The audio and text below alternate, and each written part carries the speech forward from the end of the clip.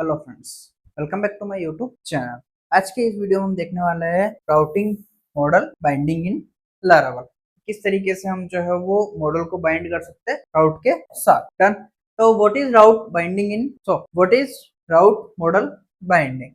Route model binding provide a convenient mechanism for automatically injecting model instance direct into your route controller method. Done.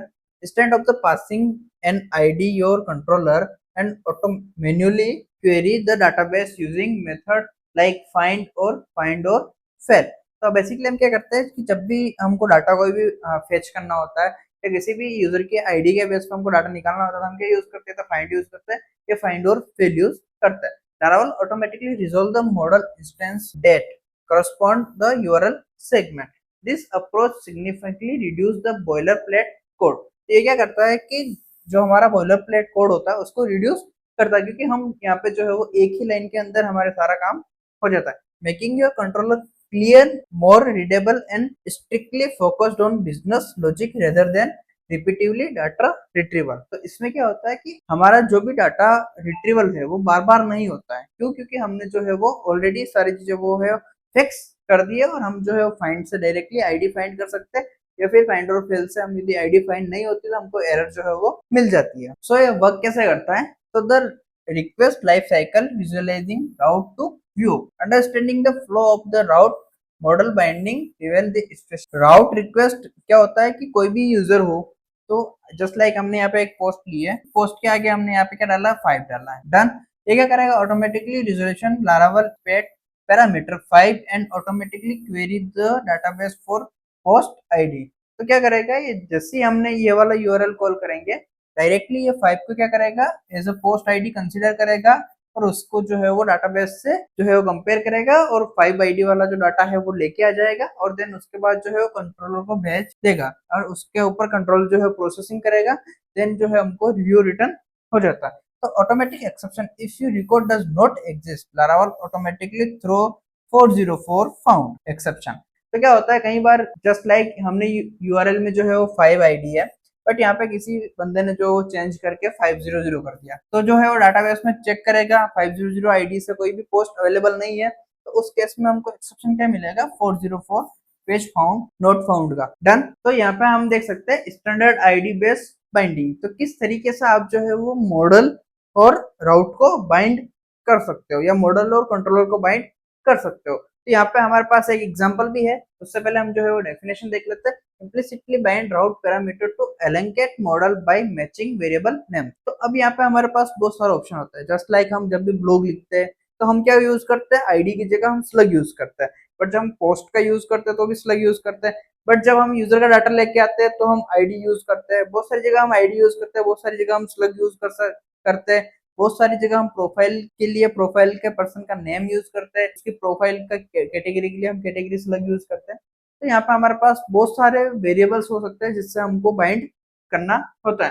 तो Laravel default behaviour bind the route parameter to method primary key using ID. तो by default हमारा जो binding होता है वो कहाँ से होता है? आईडी से होता है। कि जब भी आप कोई भी मॉडल यूज कर रहे हो तो आप डायरेक्टली यदि उसको बाइंड करते हो तो वो कहाँ से बाइंड हो जाएगा? आपका आईडी से। To utilize this, ensure the route parameter name exactly match the type of hint variable in your controller. Because the post URL segment match the post variable, Laravel automatically inject the corresponding post method instant। तो क्या होता है कि हमारा जो भी हमने जो नाम दिया या हमने जो भी मेथड या फिर हम जो भी वेरिएबल को बाइंड कर रहे हो वो एग्जैक्ट सेम होना चाहिए डाटाबेस के अकॉर्डिंग। तो यहाँ पे आप देख सकते हो कि हमने क्या करा है, एक राउट लिया है, उसके अंदर हमने एक गेट करा है और पोस्ट को यहाँ पे हमने जो है वो लिखा है। तो पोस्ट हमने यहाँ पे कोई भी एक आईडी पास कर दी जस्ट लाइक 1 और यहाँ पे हमने जो है वो कंट्रोलर को कॉल करा है और इसके अंदर हमने शो फंक्शन को कॉल करा है। तो यहाँ पे आप देखोगे कि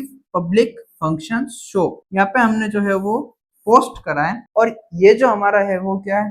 यहाँ पे पोस्ट जो है वो हमारा मॉडल है और यहाँ पे जो है हमारा ये डाटा है। क्या डाटा है? जो हमारी आईडी आ रही है और हमको रिटर्न क्या करा है? Post show. कॉम्पैक्ट के अंदर हमने जो है वो पोस्ट का डाटा पास करा है। अब ये वर्क किस तरीके से करता है? तो ये हम जो है वो हमारे VS कोड के ऊपर चलते हैं और वहां पे हम जो है वो रियल एग्जांपल लेके देखते हैं कि किस तरीके से हमारी जो है वो बाइंडिंग होती है। एंड इसी के साथ साथ जो है हम वो कस्टम राउट की बाइंडिंग भी देखेंगे कि किस तरीके से हम जो है वो, अभी जस्ट हमने सिर्फ ओनली आईडी के बेस पे देखा था कि आईडी के बेस पे हम जो है वो बाइंडिंग कर सकते हैं, बट यहाँ पे हम जो है वो कस्टम बाइंडिंग भी कर सकते हैं। उसके लिए आपको क्या यूज करना होता है, गेट राउट की नेम, एक तरीके से एक फंक्शन बनाना होता है आपको, उसके अंदर आप जो है वो किसी भी वेरिएबल से उसको जो है वो बाइंड कर सकते हो, जस्ट लाइक स्लग हो गया या फिर कोई भी वेरिएबल हो, आईडी हो, नेम हो, किसी भी वेरिएबल से आप जो है वो उसको बाइंड कर सकते हो। और आपका यूआरएल क्या फॉर्मेट हो जाएगा, कुछ इस तरीके से आपने इसको है जो वो स्लग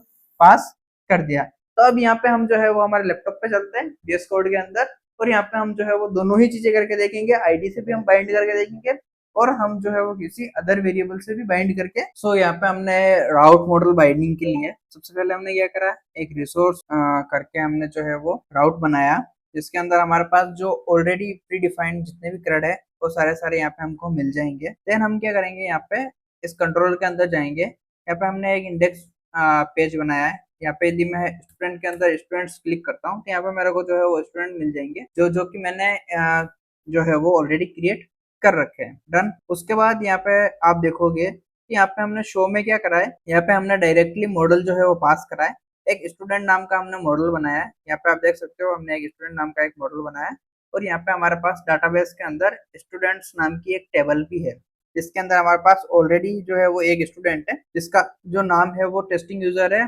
स्लग जो है वो अपना कोड है, और उसके बाद जो कॉलेज का नाम है वो भी कॉलेज नेम है, अपना कॉलेज। डन। इसको जो है हम वो थोड़ा बड़ा कर देते हैं। यहाँ पे आप स्लग देख सकते हो अपना है, यहाँ पे कॉलेज नेम देख सकते हो अपना कॉलेज है, और यूजर का नाम जो है वो टेस्टिंग यूजर्स। यहाँ पे मैं यदि 1 करता हूँ, डन, तो यहाँ पे आप देखोगे कि मेरे को जो है वो इस यूजर की पूरी जो डिटेल है वो यहाँ पे मिल गई है। बट यहाँ पे आप देखोगे कि मैंने कहीं पे भी कोई भी क्वेरी कॉल नहीं करी है। यदि मैं यहाँ पे स्टूडेंट कंट्रोलर के अंदर जाता हूँ, स्टूडेंट डैशबोर्ड के अंदर, यहाँ पे आप देखोगे कि मैंने मॉडल कॉल करा है और डायरेक्टली मैंने जो है वो स्टूडेंट यहाँ पे पास कर दिया कॉम्पैक्ट के अंदर। यदि इफ केस में स्टूडेंट का डाटा जो है वो यहाँ पे प्रिंट करता हूँ, देन तो यहाँ पे आप देखोगे कि मेरे को यहाँ पे जो है वो पूरा पूरा मॉडल की जितनी भी डिटेल है वो सारी सारी यहाँ पे मिल चुकी है। एंड यहाँ पे आपको एट्रीब्यूट्स के अंदर जो मेरा फर्स्ट टेबल का डाटा है वो आपको यहाँ पे दिख जाएगा, स्टूडेंट टेबल की जो फर्स्ट रो है वो आपको यहाँ पे दिख जाएगा, क्योंकि हमने यहाँ पे 1 पास करा है। और बाय डिफॉल्ट जो है वो बाइंड कहाँ से होता है, आईडी से। इफ केस यदि मैं इसके अंदर जाके मैं एक और फंक्शन लिख लेता हूँ, गेट राउट की बाय नेम, और यहाँ पे मैं यदि इसको सिलेक्ट कर देता हूँ, तो यहाँ पे आप देखोगे कि मेरे को नोट फाउंड का जो है वो एरर आ जाएगा। अब यहाँ पे हम क्या करते हैं, स्टूडेंट डैशबोर्ड के अंदर चलते हैं, यहाँ से हम इसको डीडी को हटाते हैं और यहाँ पे हम करेंगे, तो यहाँ पे आपको जो है वो नोट फाउंड मिल जाएगा। बट यहाँ पे यदि हम 1 को हटा के अपना कर देते हैं जो कि हमारा स्लग नेम है, तो यहाँ पे अब जो है वो हमारी बाइंडिंग कहाँ से हो गई है, स्लग के थ्रू हो गई है, क्योंकि हमने यहाँ पे जो हमारा स्लग है वो क्या है, अपना है, और यहाँ पे हमने क्या पास करा है यूआरएल में, अपना, और यहाँ पे हमने जो मॉडल के अंदर जो है वो बाइंडिंग किससे कर रखी है, स्लग से। तो इस तरीके से आप जो है वो मल्टीपल नेम से या मल्टीपल वेरिएबल से आप जो है वो बाइंडिंग कर सकते हो, राउट की और इसकी राउट की एंड मॉडल की आप जो है वो बाइंडिंग कर सकते हो। और इस तरीके से आप डायरेक्टली विदाउट एनी क्वेरी आप डायरेक्टली जो है वो डाटा गेट कर सकते हो using model binding. So I hope कि आपको जो है वो राउट मॉडल बाइंडिंग जो है वो क्लियर हो चुका होगा, किस तरीके से आप जो है वो राउट मॉडल बाइंडिंग कर सकते हो। जो आपकी डिफॉल्ट बाइंडिंग होती है वो किसके बेस पे होती है, आईडी के बेस पे। देन आप जो है वो इस मेथड का यूज करके आप जो है वो अलग अलग अपने डाटाबेस के कॉलम के साथ भी आप जो है वो बाइंडिंग कर सकते हो। सो फ्रेंड्स, आज की वीडियो में इतना ही। यदि वीडियो आपको अच्छा लगा तो वीडियो को लाइक कर देना और अपने दोस्तों के साथ शेयर जरूर कर देना। Thank you friends, watch my video.